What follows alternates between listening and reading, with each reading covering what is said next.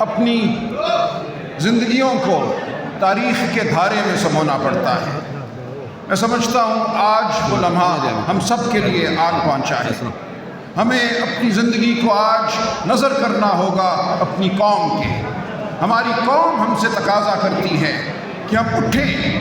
یہ نظام جو زمین بوس ہو چکا ہے، یہ نظام جو شرم کی تمام حدیں عبور کر چکا ہے، بے شرمی میں ڈوبا ہوا ہے، جہاں نہ چار دیواری کا کوئی تقدس ہے، نہ آئین کی کوئی سربلندی ہے، نہ قانون کا کوئی رواج ہے، جہاں عدالتیں آج خوف میں مبتلا ہیں۔ ہم روز دیکھتے ہیں عدالتوں میں خوف منڈلاتا ہوا۔ آج ہمارا الیکشن ہم سے چرا لیا گیا ہے۔ عوام کے ووٹ کی کوئی وقت نہیں ہے، عوام کی آواز کی کوئی وقت نہیں ہے۔ ہزاروں لوگ جیلوں میں ہیں، ان کو انصاف کی اب امید بھی نہیں ہے۔ اس تناظر میں اسلام آباد کے ہائی کورٹ کے 6 جج صاحبان نے ایک تاریخ ساز خط لکھا۔ اس خط کا مقصد تمام قوم کے ضمیر کو جھنجھوڑنا تھا۔ اس خط کا مقصد سپریم کورٹ کے ضمیر کو جھنجھوڑنا تھا۔ لیکن اگر میں علامہ اقبال سے شعر مستعار لوں تو سپریم کورٹ کا جو رویہ ہمارے سامنے آیا ہے اس کے حوالے سے یہی میں کہوں گا، وائے ناکامی کارواں کے دل سے احساس زیاں جاتا رہا، وائے ناکامی متاع کارواں جاتا رہا، کارواں کے دل سے احساس زیاں جاتا رہا۔ سپریم کورٹ نے بالکل ادراک نہیں کیا اس موقع کا، اس تاریخی موقع کا، اس کے مضمرات کا۔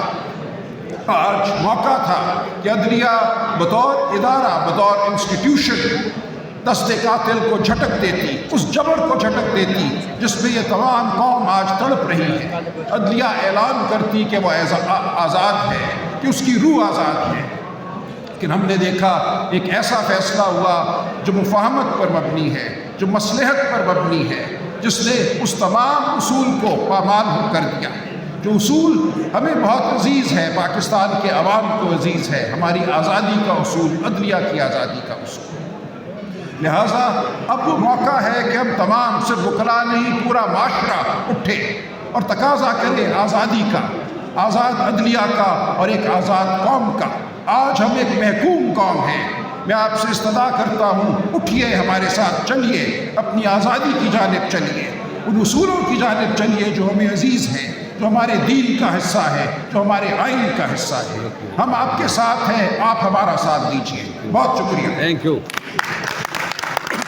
ظلم کے یہ ضابطے ہم نہیں مانتے۔ ظلم کے یہ ضابطے۔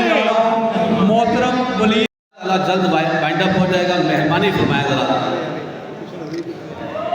بسم اللہ الرحمن الرحیم۔ آنریبل پریزیڈیم، میرے تمام وکلاء دوستوں، آج جس ایشو پہ یہ کنونشن بلایا گیا ہے، ہم نے 6 ممبر پاکستان بار کونسل نے پہلے ہی یہ ایک لیٹر لکھا ہے پاکستان بار کونسل کو کہ اس پہ امیڈیٹلی میٹنگ کال کی جائے جنرل ہاؤس کی۔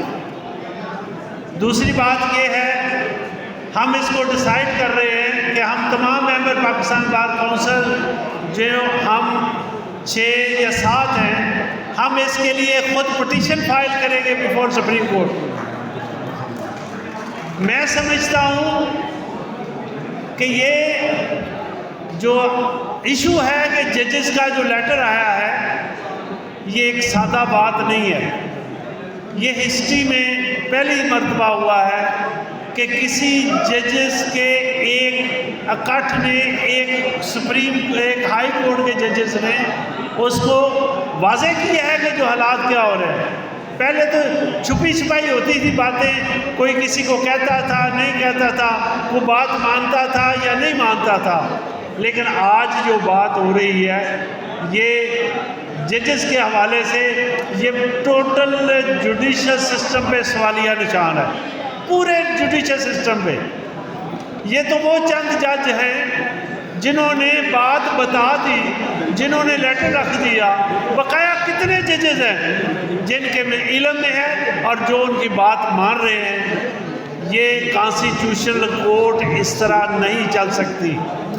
نہ لوگوں کے حقوق کا تعین ہو رہا ہے، نہ لوگوں کے फंडामेंटल राइट्स की बात हो रही है, ना ही ये एक किसी स्टेट अफेयर्स के हवाले से कोई कानून के मुताबिक फैसला किया जा रहा है। ये जो लेटर लिखा है जजेस ने, ये बड़ी इम्पॉर्टेंट बात है। ये लिखा गया है सुप्रीम जुडिशल काउंसिल को, और सुप्रीम जुडिशल काउंसिल ने ही इसका फैसला करना है। चीफ जस्टिस साहब के पास अपने पास ज़ाती तौर पे कोई ऐसा इख्तियार नहीं है कि वो इस पर खुद फैसला करे।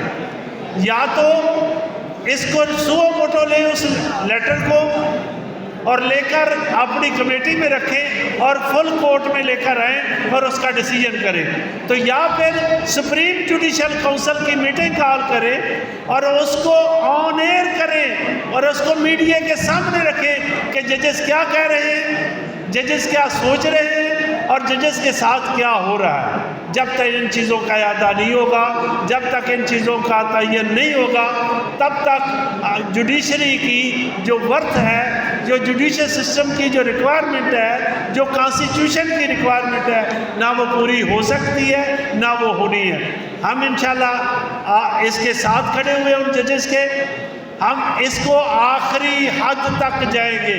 इसके लिए कोई भी एक्ट करना पड़ा या इस पे अमल करना किया। और दूसरा सवाल ये बनता है कि वो कौन से अफराद हैं, वो कौन से इदारे हैं, वो कौन किन लोगों के अहकाम थे जिन्होंने ये तमाम ये जो अदालतों पर प्रेशर और दबाव डालने वाली सिचुएशन पैदा की। क्या हमेशा की तरह निकल पड़ेंगे वो कि इंक्वायरी कमीशन एक बना सो कॉल्ड और उसके ऊपर अमल दरामद हुआ कोई नहीं? ये तो हम 70 साल से देख रहे हैं। अब पहला जो सवाल है उसका जवाब तो हमारी अदलिया के ज़िम्मेदारों ने ही देना है, और जबकि दूसरा जो सवाल है वो हमारी अदलिया ने भी और उन ज़िम्मेदारों ने भी देना है जिन्होंने ये तमाम जो इक़दाम किए हैं। लेकिन जो हम देख रहे हैं गुज़श्ता 1.5-2 साल में इस मुल्क के साथ हो रहा है, जिस तरह से कानून और आइन की धज्जियाँ उड़ाई जा रही हैं, कोई सोचा भी नहीं जा सकता कि किसी किस्म का जो कमीशन है वो असल हक़ाइक़ को सामने लेके आएगा। तो वैसे तो इसके ऊपर सैर हसल बहस करने के लिए बहुत माशाल्लाह कदावर शख्सियात यहाँ पे हमारे पास मौजूद हैं। मैं तो एक ही बात कह के अपनी बात ख़त्म करूँगा, ये मामला नहीं निपटेगा, इसका एक ही तरीका है, और वो हमारे तमाम मुकर्रीन और ख़ास तौर पे मैं लाहौर हाई कोर्ट बार के सदर असद नूर भट्ट साहब और पाकिस्तान की तमाम बार एसोसिएशन को कहूँगा कि अब हमें एक हतमी लायमन पर तैयार करना होगा, और लाजिम है कि हमें एक वकला तहरीक शुरू की जाए ताकि इन दोनों सवालों का जो है वो हमें सही जवाब मिल सके। अब इन्फोर्सिबिलिटी ना अदालतों से भी नज़र आ रही है ना किसी इदारे से, ये सिर्फ और सिर्फ बार एसोसिएशन करेंगे। बहुत बहुत शुक्रिया। Thank you sir. मोहतरमा नासरा मेऊ साहबा कसूर से तशरीफ़ लाई है, उनको हम प्रोग्राम में आने पे वेलकम करते हैं। मैं अब दावत खिताब देने जा रहा हूँ शफकत चौहान साहब से, जो मेंबर हैं पाकिस्तान बार काउंसिल से। मैं उन्हें वेलकम भी करता हूँ और उन्हें दावत खिताब देता हूँ। आप लोगों की पुरजोर तालियों में शफकत चौहान साहब।